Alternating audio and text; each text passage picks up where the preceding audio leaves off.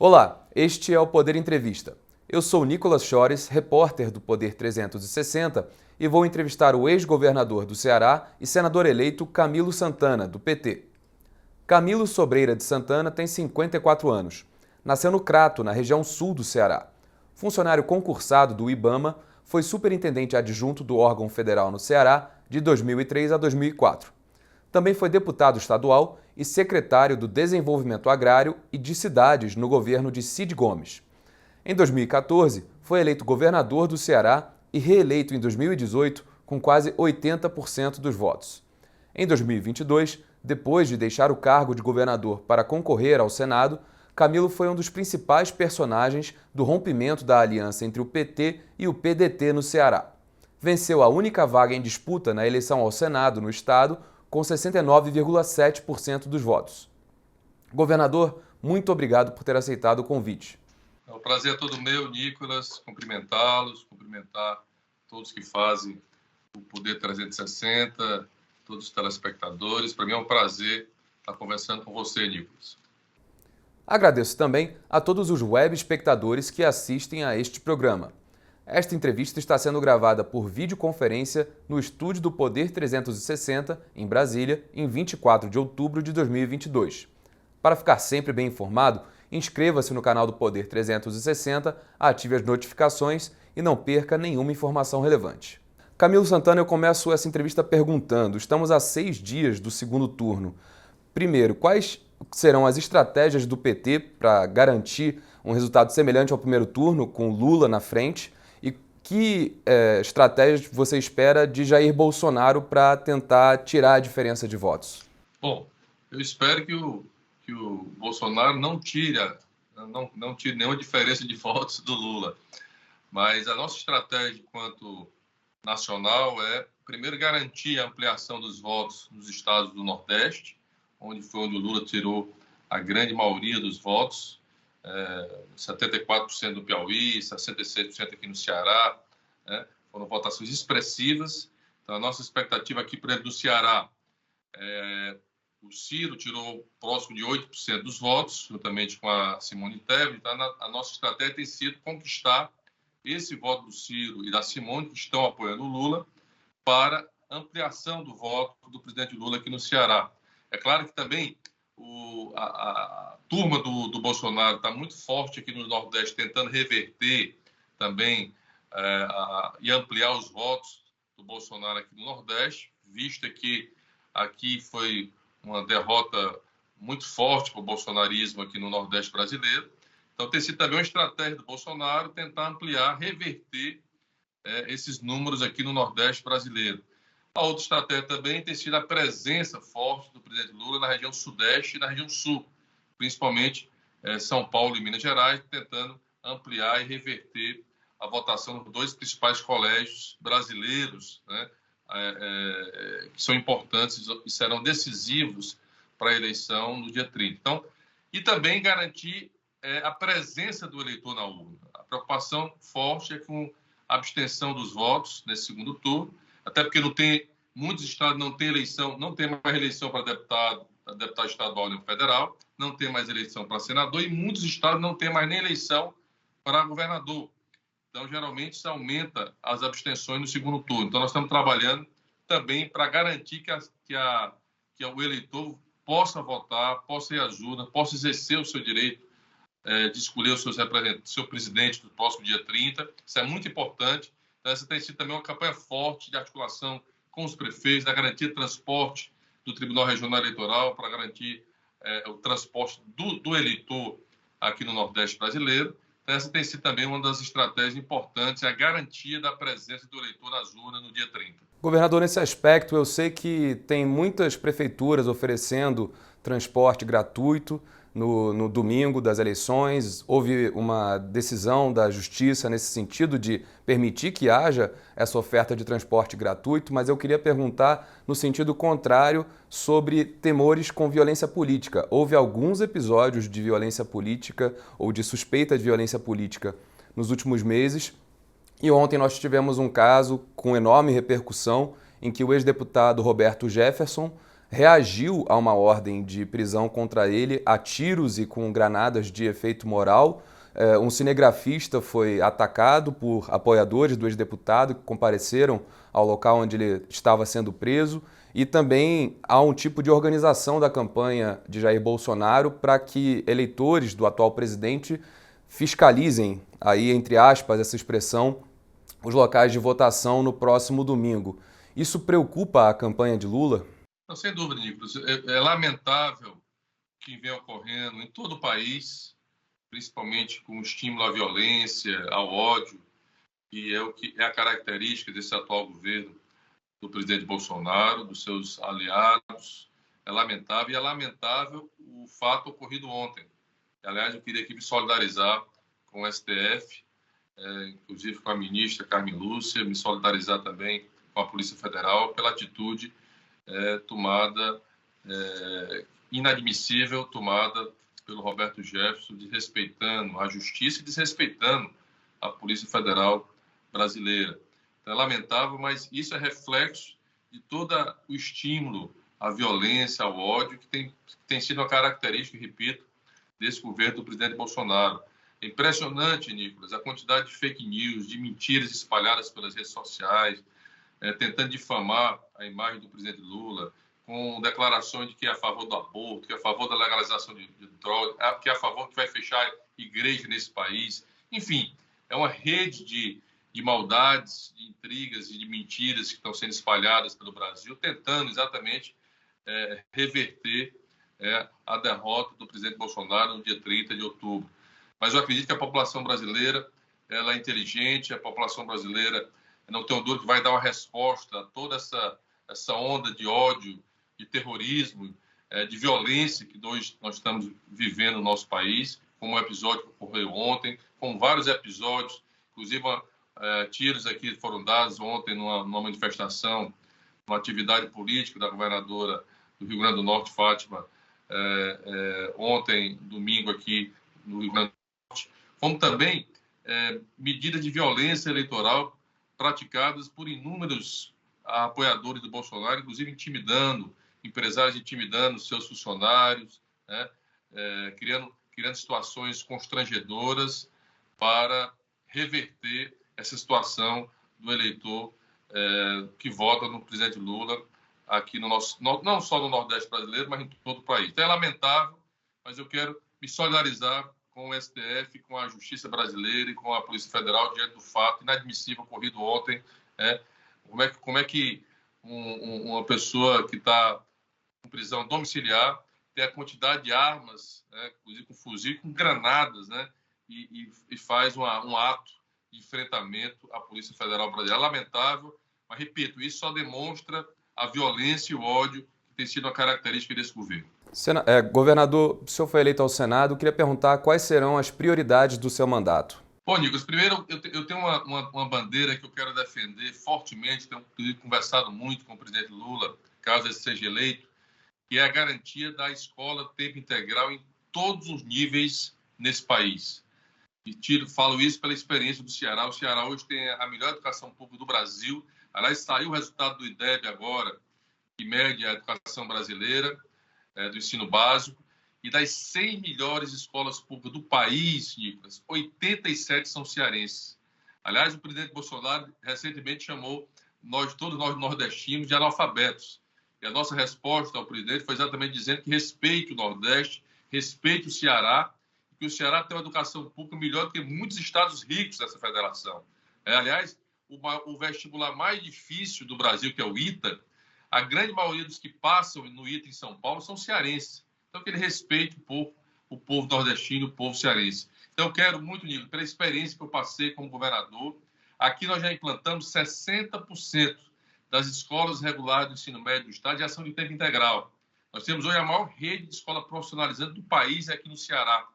E eu não tenho dúvida que a maior política que esse país pode implementar, não só para garantir um futuro melhor para os nossos jovens, para nossas crianças, para essa meninada ter esperança de um futuro melhor, mas também uma forma de proteção, Nicolas. A gente fala tanto em violência no Brasil, mas violência se combate com ação policial, com inteligência, mas também se combate com prevenção. E não tem prevenção melhor do que a escola, do que a educação. E a educação do tempo integral, a meninada passa o dia na escola, faz as refeições, pratica o esporte, faz um curso de informática, faz um reforço escolar, faz um curso técnico. Portanto, essa, para mim, é a maior bandeira que eu quero, como senador da República, defender no Congresso Nacional, defender para esse país, além de outros temas importantes, Nicolas, como segurança pública. Nós enfrentamos aqui, e nenhum estado investiu tanto nessa área como investir aqui no Ceará, mas falta uma ação nacional, falta uma coordenação nacional, integrar os estados, porque nenhum estado vai conseguir enfrentar o narcotráfico, o tráfico de drogas desse país, porque isso é a violência desse país se deve a isso, e cabe a responsabilidade também do governo federal cumprir a sua missão de proteger as fronteiras brasileiras, de combater o narcotráfico brasileiro, mas é importante uma articulação nacional, é importante rever leis. Nicolas, a gente tem hoje um estado que um julgamento de um processo de homicídio demora 10 a 15 anos. Há uma sensação de insegurança no Brasil, uma sensação de impunidade. Então, são temas como questão da violência, questão da educação, reforma tributária. Para mim, esse é um dos temas mais importantes que o Brasil precisa fazer, porque passa governo e entra governo, né? E não se faz uma reforma consistente tributária nesse país. O Brasil é um dos países mais desiguais do planeta. Há uma concentração de renda muito forte. Daqui a pouco nós vamos ter um apartheid tão forte que vai ficar insustentável esse país, com as desigualdades e com a separação que existe entre pobres e ricos desse país. E a reforma tributária é uma reforma que precisa ser feita da lógica da justiça tributária, da justiça fiscal. Hoje se tributa muito, Nico, em cima apenas do consumo. Vou dar até um exemplo. Você vai numa padaria, o trabalhador assalariado vai numa padaria e compra um pão francês, ele paga o mesmo imposto do que o milionário brasileiro também que compra o mesmo pãozinho.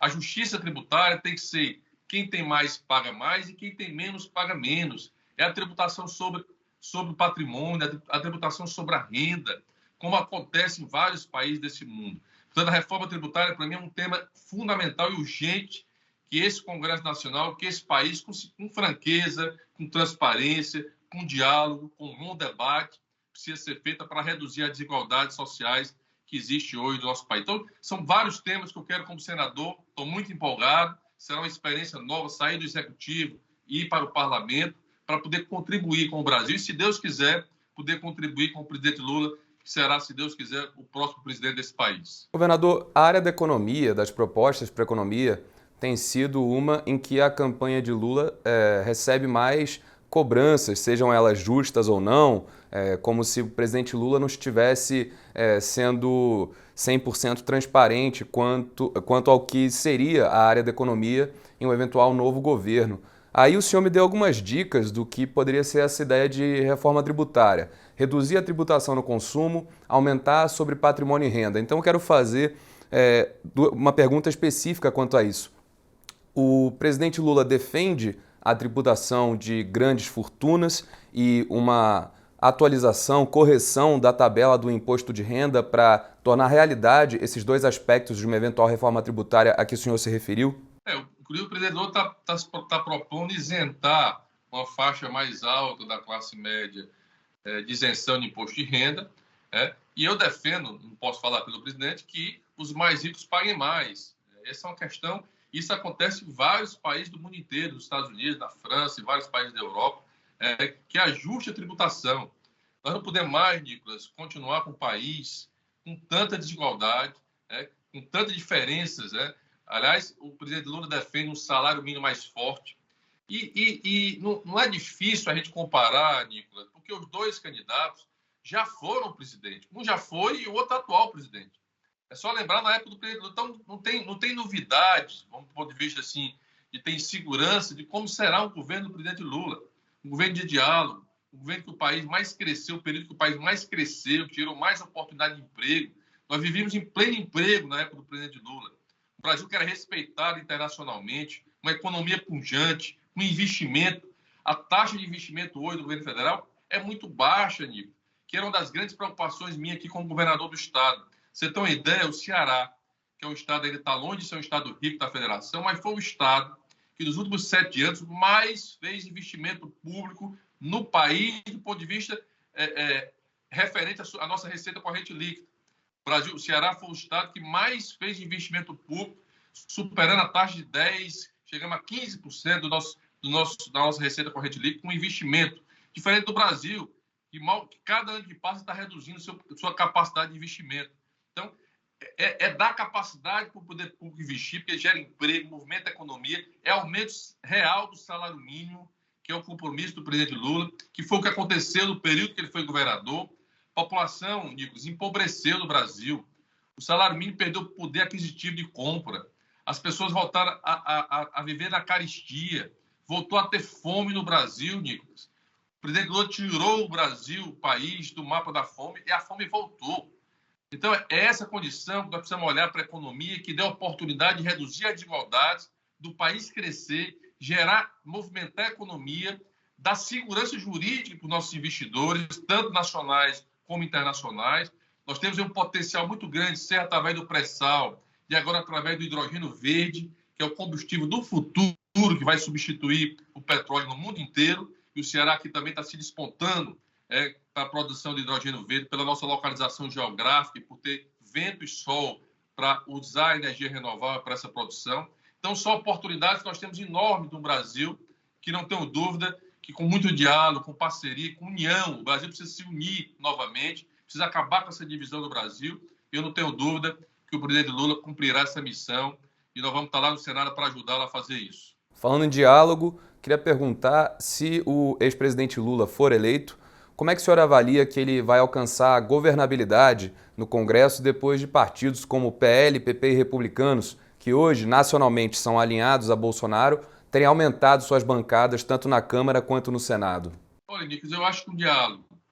Eu sou defensor e foi o meu comportamento que eu tive aqui como governador desse estado.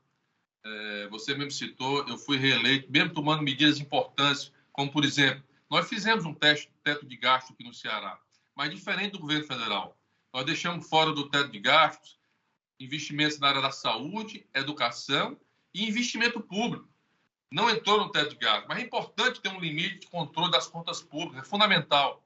Mas deixar áreas importantes da população, serviços importantes para a população, fora, que é o que eu defendo também, que caso o presidente Lula seja eleito, eu vou defender isso como senador da República, a gente mantém o teto de gasto, mas tire do teto de gasto investimento público e recursos para a educação e saúde do povo brasileiro. Então, são ações como essa, são importantes, e diálogo. Eu repito, falo aqui da minha experiência como governador. Eu fui reeleito que, mesmo tomando medidas duras, mesmo medidas impopulares, eu fui reeleito com quase 80% dos votos no primeiro turno no Ceará. E dialoguei desde o presidente da Federação das Indústrias, que era bolsonarista, até um sindicato de trabalhadores rurais, nós dialogávamos, construímos consensos, sempre pensando no Ceará.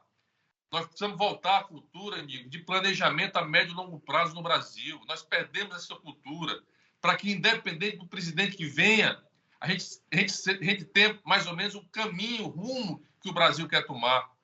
Isso construído com a academia, com o setor produtivo. Então, é esse papel de um líder, de um estadista, do presidente da República, é convocar todos os setores, é convocar o setor público, o setor produtivo, a academia, as organizações sociais e discutir, abrir o diálogo e construir consenso. Eu não tenho dúvida que o presidente Lula terá capacidade, já tendo convivido, já tendo sido presidente da República, de chamar o Congresso Nacional, chamar os deputados, chamar os senadores, com diálogo e construir consenso pelo bem do Brasil. Eu acho que não tenho dúvida que ele terá essa capacidade e essa habilidade de fazer essa construção. Governador, o Lula promete, se for eleito, acabar com esse atual formato das emendas de relator, que vem sendo chamadas de orçamento secreto. Tirando uma eventual decisão do Supremo Tribunal Federal contra as emendas de relator, como é que o senhor acha que o ex-presidente vai conseguir fazer isso? Primeiro, a minha opinião pessoal, Nicolas, é que isso é uma vergonha para o Brasil ter um orçamento secreto. Eu acho que não cabe a qualquer um de nós brasileiros de bom senso a gente manter esse orçamento secreto quando não sabe para onde é que vai esse recurso, quando muitas vezes não se precisa prestar conta, onde o poder está nas mãos simplesmente, aliás, até de recursos para ministérios. Eu digo isso com uma experiência como governador, que fui a alguns ministérios e não tinha recurso. Para ter recurso para aquela obra, para aquele convênio do Estado, precisaria ir lá no deputado pedir para ele liberar para aquele ministério. Isso não existe. Isso é uma prática totalmente ultrapassada. Nós trabalhamos cada vez mais em transparência né? Transparência com os recursos públicos, e agora se fala em orçamento secreto. Claro que eu sou terminantemente contra esse orçamento secreto, mas, repito, caberá muita habilidade do próximo presidente para construir e dialogar com o Congresso Nacional para garantir o fim desse orçamento secreto e viabilizar muitos investimentos e obras importantes que são necessárias em todo o Brasil. Já houve uma sinalização de senadores aliados a Lula, tanto os atuais quanto eleitos, de apoio ao atual presidente do Senado, Rodrigo Pacheco, à reeleição dele, principalmente para conduzir o que esses senadores aliados a Lula chamaram de uma transição para um eventual novo governo de Lula. O senhor apoia a permanência de Rodrigo Pacheco na presidência da Casa? Olha, Nicolas, primeiro eu quero chegar na casa, aliás, quero aqui elogiar o Rodrigo pela sua condução como presidente. Então, tem sido uma condução bastante respeitosa, democrática, ele tem conduzido muito bem aquela casa. Ele ainda não se colocou, pelo menos para mim, ele não se colocou ainda como candidato à reeleição à presidência da casa. Então, eu vou aguardar chegar à casa, tomar posse, para que a gente possa discutir. Mas não tenho dúvida, repito, que ele é um grande nome e tem feito um grande trabalho conduzindo. Aliás, como senador da República, presidente do Senado Federal, ele teve um papel muito importante na relação e no diálogo com os governadores, né? Governadores de todos os estados. Eu, como governador, ele teve um papel importante de tentar unificar, discutir temas importantes. Toda vez que nós procuramos o senador Rodrigo Pacheco, ele foi muito solidário, foi importante na condução da discussão de vários temas importantes que afetavam estados, que afetavam os municípios cearenses e do brasileiros. Então, repito, tenho nele uma grande estima e respeito e sempre parabenizando a ele pelo trabalho que ele tem conduzido naquela casa. Falando um pouco do Ceará, Eumano de Freitas, que é deputado estadual pelo PT, até então não era tão conhecido assim, foi eleito em primeiro turno o próximo governador do estado. Poucos meses antes das eleições, as pesquisas ainda mostravam o capitão Wagner do União Brasil e aliado de Bolsonaro em primeiro lugar. Por que o voto da esquerda não se fragmentou com a candidatura de Roberto Cláudio do PDT, como alguns previam, e acabou concentrado em Eumano, dando a vitória a ele no primeiro turno? Bom, Nicolas, primeiro eu sou muito grato ao povo cearense por ter me eleito senador e eleito o Eumano já no primeiro turno. Nós saímos de um governo com uma aprovação alta aqui no estado do Ceará. Eu saí do governo, entreguei o governo à minha vice-governadora Isolda Sela, uma extraordinária mulher que vem conduzindo o estado do Ceará até o final desse ano. Ela era inicialmente a nossa candidata à reeleição aqui no estado do Ceará, mas houve uma divergência. A ruptura, o rompimento entre o PDT e o PT foi exatamente o motivo, porque nós defendíamos o direito à reeleição de uma mulher que estava sentada na cadeira de governadora do estado, uma mulher extraordinária do PDT. Esse foi o motivo do rompimento aqui no estado do Ceará. Nós levamos a mensagem para o povo cearense da importância da continuidade do projeto, com avanços, corrigindo aquilo que precisava ser corrigido, e a população entendeu, reconheceu o nosso trabalho, e deu ao Eumano essa vitória já no primeiro turno, mostrando aí a força do desempenho do nosso governo. Mas, repito, eu sempre recebendo isso com muita humildade, porque nós sabemos os desafios que nós temos pela frente, os desafios que o Eumano tem pela frente para melhorar a saúde, melhorar a segurança pública. Mas foi um recado das urnas do povo cearense, mostrando que queria continuar, nesse caminho, e, claro, com avanços, mas garantindo a continuidade e os avanços que o Ceará tem alcançado nos últimos anos. Nós somos o primeiro lugar em educação pública do Brasil. Nós temos hoje uma das maiores redes de saúde interiorizadas do país. Nós investimos fortemente na área da segurança pública, apesar dos grandes desafios. Foi o estado que mais fez investimento público do país nos últimos 7 anos. É o estado mais transparente do Brasil. Então, tudo isso foi fruto do resultado, não tenho dúvida, do eleitor, que foi às urnas e garantiu a eleição do Eumano de Freitas para continuar o projeto de trabalho aqui no estado do Ceará. O ex-ministro e ex-governador Ciro Gomes disse ao Poder 360, enquanto ainda disputava a presidência este ano, que Lula teria lhe oferecido um cargo de ministro em um eventual novo governo para que o senhor rompesse essa aliança com o PDT e, ainda segundo Ciro, depois desse suposto convite, o senhor e o PT teriam se fechado ao diálogo com o PDT. É verdade? Olha, não é verdade, Nicolas. Eu nunca recebi convite do presidente Lula, até porque eu acho que qualquer um só pode convidar alguém depois que é eleito, o governador, o presidente. Então, isso é uma mentira.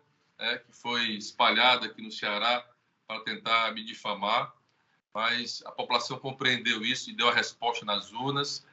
E o rompimento não se deu por esse motivo. O rompimento, nós temos uma relação aqui.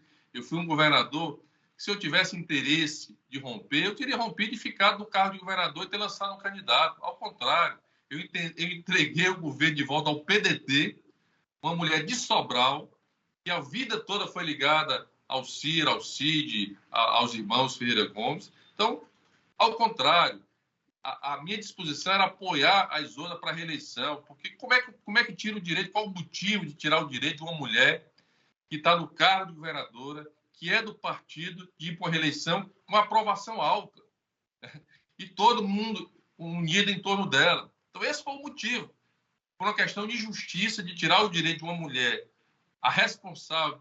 Se tem uma política que hoje o Ceará é uma referência nacional, Nicolas, é a educação, e a Isolda foi a secretária de Educação, foi com ela que se começou toda essa revolução da educação no estado do Ceará. Portanto, uma mulher respeitadíssima, uma mulher seríssima, que estava no cargo de governador e teria todo o direito de ir para a reeleição. Mas, infelizmente, o PDT tirou esse direito dela. Então, esse foi o motivo do rompimento. E aí, sim, o PT lançou um candidato e as urnas mostrou, aí deu resultado nas urnas da população do estado do Ceará. Dos irmãos Ferreira Gomes, só Cid apareceu em campanha ativa junto com o senhor e com o Eumano pedindo voto para Lula no Ceará. Eu queria perguntar se o senhor, Eumano, Cid, o PT do Ceará tentaram convencer Ciro a também participar ativamente da campanha e perguntar também como é que o senhor avalia essa saída dele de cena depois daquele vídeo em que ele afirma que seguirá a decisão do PDT de apoiar Lula, mas sequer menciona o nome de Lula nesse vídeo que ele gravou.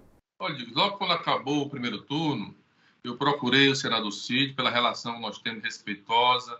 Aliás, ele até me apoiou para senador aqui no primeiro turno, aqui no Ceará, e pedi ao Cid, como a maior liderança, que eu considero a maior liderança do PDT aqui no Ceará, que ele liderasse esse processo de segundo turno em apoio ao presidente Lula, até porque foi uma decisão por unanimidade do PDT a nível nacional. Então, o Cid está engajado aqui na campanha, convocando os prefeitos do PDT, os deputados do PDT. Infelizmente, nós ainda aguardamos, esperávamos uma posição mais firme do ex-presidenciável Ciro em relação à defesa do presidente Lula, pelo que representa o momento em defesa da democracia, em defesa do projeto diferente para o Brasil. Mas, repito, respeitamos aí a posição de cada um, mas estamos lutando aqui, unificando, trazendo todos que são necessários para fortalecer essa frente em defesa da democracia, em defesa do presidente Lula aqui no Ceará. Temos uma meta, o Lula teve 66% dos votos no primeiro turno aqui no Ceará, temos uma meta para chegar a 75%, estamos trabalhando muito para isso, né? Apesar de toda essa ação forte que está tendo aqui no Ceará por parte dos bolsonaristas, aliás, vindo de outros estados, fazendo caravanas aqui no interior do Ceará, mas estamos trabalhando firme, mas esperava uma posição mais firme, mais forte do Ciro em relação à defesa do Lula aqui no estado do Ceará e no Brasil, a importância dele para o país. Governador, agora um jogo rápido, eu vou falar sobre alguns temas e o senhor responde brevemente se é a favor ou contra. O senhor é a favor ou contra uma flexibilização na lei que permite o aborto? Eu sou contra. O senhor é a favor ou contra a legalização do uso recreativo da maconha, como está ocorrendo em vários países da Europa e também em vários estados dos Estados Unidos? Sou contra. O senhor é a favor ou contra cotas para minorias em universidades? Sou a favor. O senhor é a favor ou contra privatizar o Banco do Brasil ou a Caixa Econômica Federal? Sou contra. O senhor é a favor ou contra uma revisão das leis trabalhistas, a CLT? Eu sou a favor de que a gente possa cada vez mais fortalecer as leis trabalhistas, claro que respeitando os direitos do trabalhador, mas também flexibilizando também cada vez mais para as empresas. Mas sou a favor de uma revisão da lei. O senhor é a favor ou contra a reforma administrativa? E só para explicar, o modelo atual a proposta atual que está sendo discutida, torna mais fácil a demissão de funcionários públicos. Eu sou a favor de uma reforma administrativa, mas não essa que o governo federal está apresentando, mas sou a favor, sim,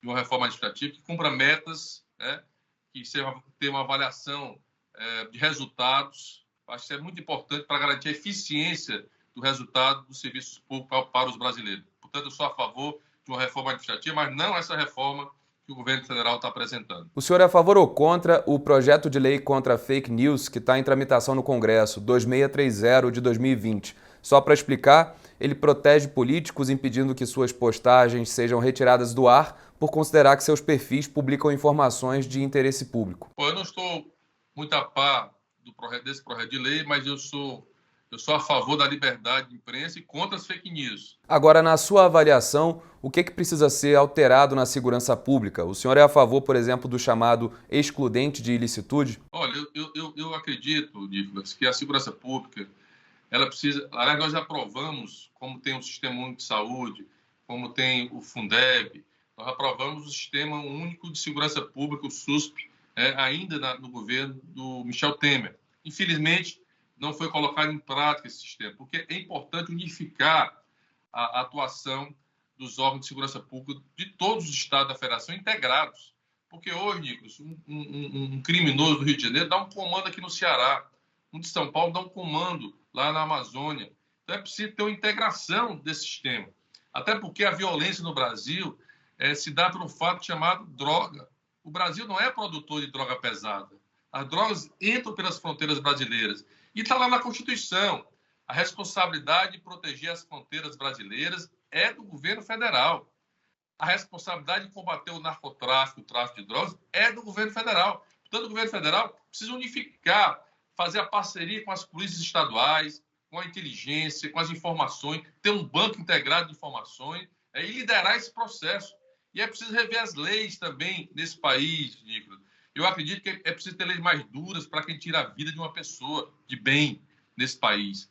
E rever também o tempo que a justiça passa para julgar um processo nesse país. Né? Se demora em torno de 10 a 15 anos para julgar um processo. Então, há uma sensação muito forte de impunidade no Brasil.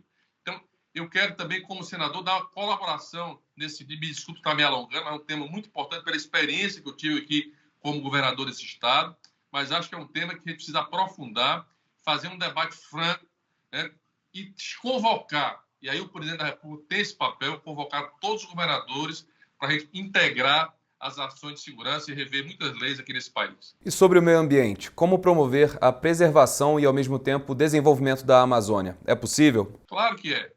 É o que nós chamamos de desenvolvimento sustentável. Você pode explorar o meio ambiente, mas respeitando. Aliás, o Brasil tem uma das leis mais rigorosas do planeta em relação a isso. Então, acho que é possível construir através de diálogo, com consenso, mas garantindo aí um patrimônio que nós temos muito grande nesse país, que é a Amazônia.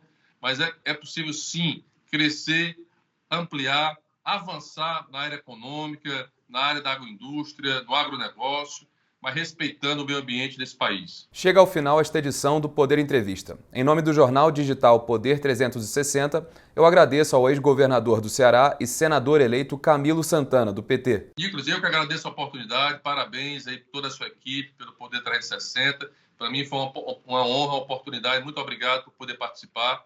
E vamos ao trabalho. Obrigado. Agradeço também a todos os web espectadores que assistiram a este programa.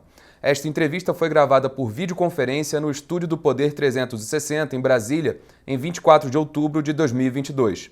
Para ficar sempre bem informado, inscreva-se no canal do Poder 360, ative as notificações e não perca nenhuma informação relevante. Muito obrigado e até a próxima.